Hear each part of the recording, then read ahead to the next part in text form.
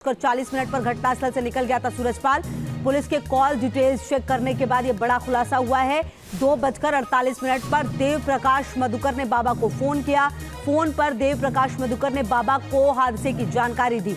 ये तमाम जो अपडेट है वो सामने आया। बाबा सूरजपाल को जो नंबर है देखिए वो भी सामने आया जिससे फोन किया गया था। देव प्रकाश मधुकर ने सूरजपाल को 2 मिनट 17 सेकंड तक की कन्वर्सेशन रही है। 3 बजे से 4:35 तक मैनपुरी में थी बाबा सूरजपाल की लोकेशन। और रुमान हमारे सहयोगी मैनपुरी आश्रम से जुड़े हमारे साथ बातचीत करने के लिए। रुमान, क्या जानकारी मिल पा रही है? क्योंकि देखिए कॉल डिटेल सामने आ रही है, पता यह भी चल रहा है कि मैनपुरी में ही जो लोकेशन है वो थी जब बातचीत हुई है। क्या कुछ अपडेट आपके पास?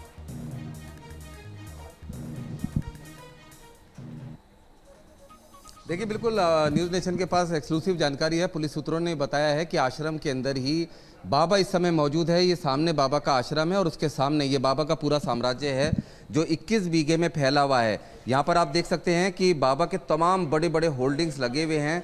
लाखों की कीमत के ये होल्डिंग्स हैं जो कि पूरे यहाँ पर कपड़े भी टंगे हुए हैं लेकिन लोग नहीं हैं। लेकिन इस बात से साफ है, जो कॉल डिटेल पुलिस ने निकलवाई है उससे पता चला है कि 2:28 पर ही बाबा को पता चल गया था कि हाथरस में इस तरह की घटना हो गई है। क्योंकि जो मुख्य आयोजक था उसने बाबा से बात की थी, 2 मिनट 17 सेकंड तक बात की थी और उसके बाद फिर बाबा को बारे में बताया है कि हाथरस से भागकर वो सीधा मैनपुरी के अपने इस आश्रम में आया था, जहाँ पर आप देख सकते हैं कितने बड़े बड़े बैनर, पोस्टर, होल्डिंग यहाँ पर लगे हुए हैं जो आने वाले प्रोग्राम के हैं और जो प्रोग्राम हो चुके हैं उनके। यहाँ पे बहुत सारे कमरे हैं। यहाँ पर बड़ी संख्या में लोग थे। बताया जाता है कि जो नारायणी सेना बाबा ने बना रखी है उसकी यहाँ पर ट्रेनिंग प्रैक्टिस हुआ करती थी। वो यहाँ पर परेड किया करते थे और बड़ी संख्या में यहीं पर आश्रम के बाहर सामने रहते थे, जहाँ से वो सुरक्षा की ड्यूटी निभाया करते थे। बताया जा रहा है कि 3 बजे से लेकर 4:45 बजे तक मैनपुरी के आश्रम के अंदर बाबा की लोकेशन आई है। कई लोगों से बात भी हुई है जो CDR कॉल डिटेल रिपोर्ट बताती है। लेकिन 4:35 के बाद बाबा का फ़ोन स्विच ऑफ हो गया और उसके बाद से भोला बाबा को ट्रेस नहीं हो पाए। हालांकि पुलिस ने 8 जगह पर छापेमारी की है, अलग अलग जगह पे छापेमारी की है। साथ ही कई टोल प्लाजास की फुटेज चेक की है, वहाँ पर भी जांच की है ताकि ये पता लगाया जा सके कि आखिर भोला बाबा कहीं उधर से तो नहीं गुजरा है। लेकिन पुलिस बल तैनात है। बाहर जो आश्रम के गेट्स हैं उन दोनों गेट पर ये तो बाबा का साम्राज्य है। देखिए, तमाम कमरे हैं जहाँ पंखे लगे हुए हैं, जहाँ पर बाबा की सेना रहा करती थी और यहाँ पर परेड भी हुआ करती थी। और यहाँ से ठीक सामने आप देख सकते हैं कि वो आश्रम है जो लग्जरी आश्रम है। 12 कमरे बताए जा रहे हैं इस आश्रम के अंदर हैं, जिनमें 6 कमरे बाबा के इस्तेमाल के लिए हैं और 6 कमरे उसके खास ट्रस्टी और जो लोग थे उनके लिए हैं। साथ ही साथ अंदर एक मल्टी क्यूजिन रेस्टोरेंट भी बना हुआ है जिसमें अलग अलग शेफ थे। एक पूरा आलीशान साम्राज्य सुनहरे गेट के पीछे भोले बाबा का था। अब फिलहाल पुलिस दोनों गेट पर तैनात है। बाबा के इस आश्रम की भी पूरी राजस्व की रिपोर्ट, जो लैंड की रिपोर्ट है वो राजस्व डिपार्टमेंट लेकर गया है। 4 साल पहले करीब ये उसे गिफ्ट में मिली थी, क्योंकि ये कहा जा रहा है कि बाबा के तमाम जो संपत्तियां हैं वो सभी उसे गिफ्ट में मिली हैं। अलग अलग जगह के जो आश्रम है उनकी भी जांच की गई है और साथ ही साथ पुलिस इंतजार में आदेश के। बाबा अंदर ही है, जैसे ही आदेश आएगा वैसे ही ऐसा कहा जा रहा है कि बाबा की गिरफ्तारी हो सकती है। फिलहाल बाबा के खिलाफ क्या मामले हैं, जो पुराना आपराधिक रिकॉर्ड है, चाहे वो आगरा में दर्ज हुआ मामला हो या राजस्थान में दर्ज हुआ मामला हो या फिर एटा में दर्ज हुआ यौन शोषण का मामला हो, इन तमाम जो आपराधिक मामले हैं उनकी जांच की जा रही है। और उसके बाद ही चूंकि मामला काफ़ी बड़ा है, बड़ी संख्या में लोगों की मौत हुई है और इस पूरे मामले में एक बड़े समुदाय जिसको मानता है ऐसा धर्मगुरु भी शामिल है, लिहाजा प्रशासन किसी तरह की कोई चूक नहीं करना चाहता और कार्रवाई करने से पहले सबूत पुख्ता कर लेना चाहता है, जानकारी हासिल कर लेना चाहता है इस पूरे इंसिडेंट्स के पीछे क्या वजह थी। कहीं ये साजिश का तो नतीजा नहीं था या फिर इसके पीछे किसी की सुनियोजित साजिश तो नहीं थी और ये घटना क्या हुई है इसकी रिपोर्ट का इंतजार अभी फिलहाल प्रशासन को है। जी बिल्कुल, आप रहिए हमारे साथ। और देखिए इसी बीच जो एक बड़ी खबर आ रही है वो भी अपने दर्शकों को बता दें। और देखिए, पुलिस ने अब तक बाबा की तलाश में 8 जगह दबिश दी है। बाबा की तलाश में 40 पुलिसकर्मियों की टीम गठित की गई। आपको बता दें, पुलिस को शक था कि बाबा हरियाणा या दिल्ली भाग सकता है। बाबा की तलाश में टोल प्लाजा के फुटेज भी खंगाले गए हैं। पुलिस सूत्रों के मुताबिक फिलहाल बाबा मैनपुरी आश्रम में है। आश्रम के बाहर पुलिस तैनात है और आदेश के इंतजार में। सूत्रों के हवाले से बड़ी जानकारी सामने आ रही है और देखिए जो हमारे सहयोगी मौजूद हैं वो भी यही बता रहे थे कि किसी भी वक्त हो सकता है गिरफ्तारी हो जाए। रुमान भी लगातार हमारे साथ जुड़े हुए। रुमान, देखिए कहा यह जा रहा है कि जो टीम है वो मौजूद है, इंतजार बस 40 पुलिसकर्मियों की टीम जो है वो गठित की गई है। तो आखिरकार जब बाबा यहाँ पर है तो क्या लगता है यहाँ पर जो हलचल है वो कितनी तेज है? और सबसे बड़ी बात कि क्या गिरफ्तारी की बात भी सामने आ रही है, जैसा कि आप कह रहे थे कि अगर अभी थोड़ी देर के बाद गिरफ्तारी भी हो सकती है।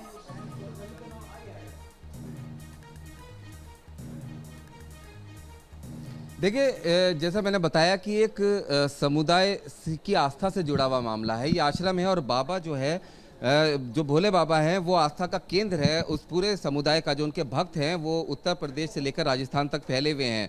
आप देखिए कि हाथरस के अंदर ही 1 लाख से ज़्यादा लोग आ चुके थे। इससे पहले भी ऐसा बताया जा रहा है कि बाबा ने इस प्रोग्राम को कराने के लिए एटा इटावा में भी संपर्क किया था, लेकिन परमिशन नहीं मिल पाई, ऐसा सूत्र बता रहे हैं। जिसके बाद हाथरस में परमिशन ली गई, लेकिन बताया जा रहा है कि हाथरस में जो परमिशन ली गई थी उसमें बताया गया था कि 80,000 लोगों के आने की संभावना है।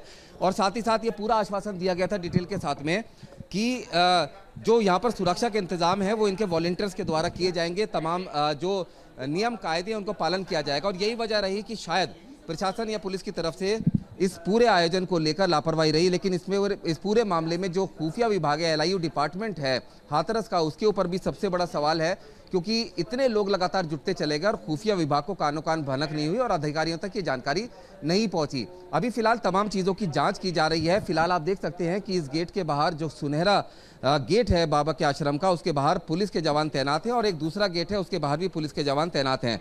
इसके अलावा ये मैं दिखाना चाहूँगा, ये जो सड़क दिख रही है आपको, ये पक्की RCC की सड़क है। करीब 1 किलोमीटर लंबी सड़क है जो आश्रम से लेकर बाहर मेन रोड तक जाती है।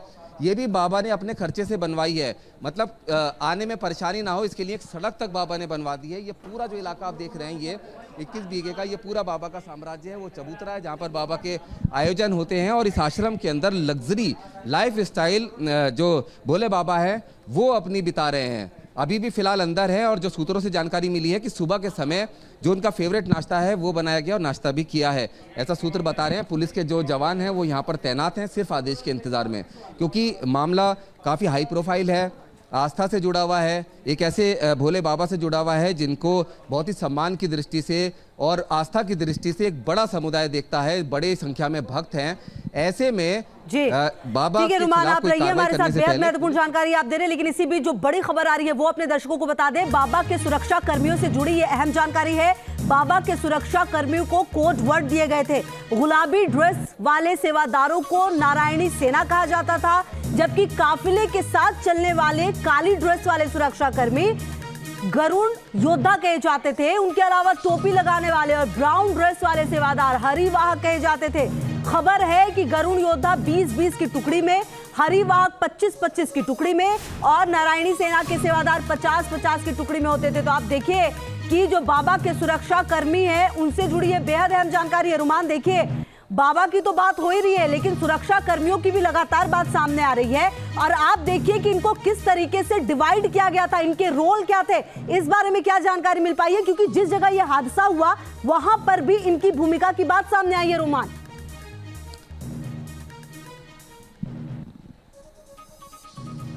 देखिए, बिल्कुल इनका सबसे बड़ा काम था बाबा की सुरक्षा करना। जैसे कि मैंने बाबा का साम्राज्य दिखाया, आश्रम के सामने की ये पूरी जो बिल्डिंग है, यहाँ पर इन कमांडोज की ट्रेनिंग होती थी, उनकी परेड होती थी। इसमें सबसे महत्वपूर्ण जो योद्धा थे उनको गरुड़ योद्धा कहा जाता था, जो बाबा के साथ चलते थे, ब्लैक कमांडोज थे। और इनकी खास बात ये थी कि इनमें से कोई भी 6 फुट से कम का नहीं होना चाहिए था। इसके अलावा महिला टुकड़ी अलग थी, पुरुषों की टुकड़ी अलग थी, सेवादार अलग थे, अलग अलग कैटेगरीज में बांटा गया था। जब बाबा का कोई सम्मेलन होता था या प्रवचन होता था तो बाबा के आसपास उसके गरुड़ कमांडोस सुरक्षा दिया करते थे, जो काफिले के साथ भी चलते थे और काफिले को रूट दिया करते थे। उसके बाद फिर नारायणी सेना और दूसरे जो उसके सुरक्षा कर्मी हैं, सेवादार हैं, उनका रोल हुआ करता था। और सबसे आखिर में जो आम पब्लिक थी उसके लिए एक बैरिकेड लगा दिया जाता था, जहां पर अंदर किसी तरह का, इस हाथरस वाले मामले में दिखा, किसी तरह का कोई इंतजाम नहीं था। और सबसे बड़ी बात यह है कि इस मामले में भी जांच हो रही है कि जैसे ही बाबा ने मंच छोड़ा उसके फौरन बाद ही उनके तमाम सेवादार, तमाम सुरक्षा कर्मी जो उनकी नारायणी सेना थी, वो सिर्फ बाबा के इर्द गिर्द, भोले बाबा के इर्द गिर्द आकर इकट्ठी हो गई।